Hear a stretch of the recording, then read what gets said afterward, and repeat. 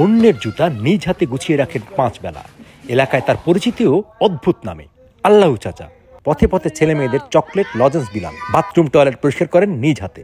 নিজ এলাকায় তো বটেই, তিনি এখন পরিচিতি পেয়েছেন জেলা শহর থেকে পুরো দেশে। কে তিনি, কি কারণে তিনি এগুলো করেন?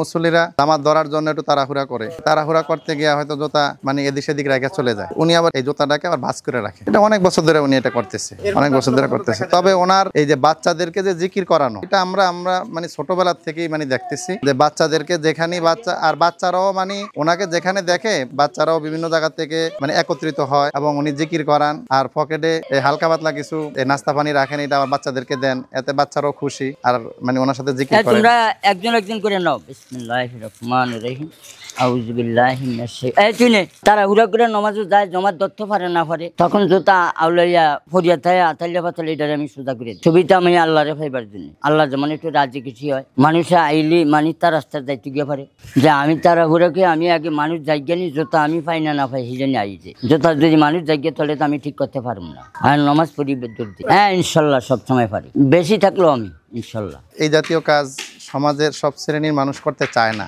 তারা এটাকে একটু অপছন্দ করে, অনেকেই করতে চায় না। মসজিদের আশপাশ সব পরিষ্কার করি, পেশাবখানা পরিষ্কার করি, ওই উজুখানা করি, এডি করি, মসজিদের সামনে করি, তারপরে মুসল্লির জুতা ঠিক করি, আর ফলাইনের লা ইলাহা ইল্লাল্লাহ জিকির করি, মুহাম্মদুর রাসূলুল্লাহ পড়ি, আল্লাহু জিকির করি, সুবহানাল্লাহ পড়ি, আলহামদুলিল্লাহ পড়ি। তোমরা একবার সুবহানাল্লাহ কইতে চাই সবাই? তো জোরে কও না, আরো জোরে গাও।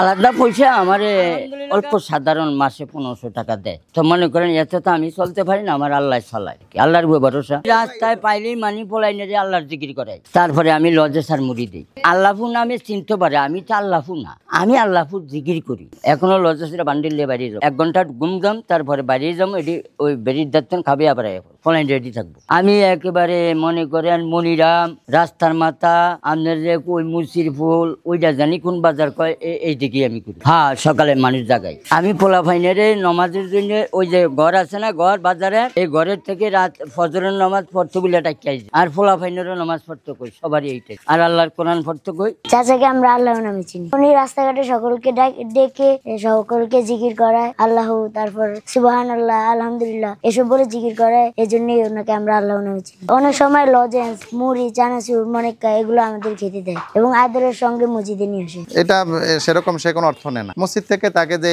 পারিশ্রমিকটা দেওয়া, এটা খুবই সামান্য। এইটাও নিজের পকেট থেকে সে এই বাচ্চাদেরকে খাওয়াইতে, বাচ্চাদেরকে একটু আনন্দ দেওয়া, আনন্দের মাধ্যমে যাতে বাচ্চাগুলো জিকির করে, উৎসাহিত হয় এবং তার ডাকও সাড়া দিয়ে বাচ্চাগুলো চলে আসে।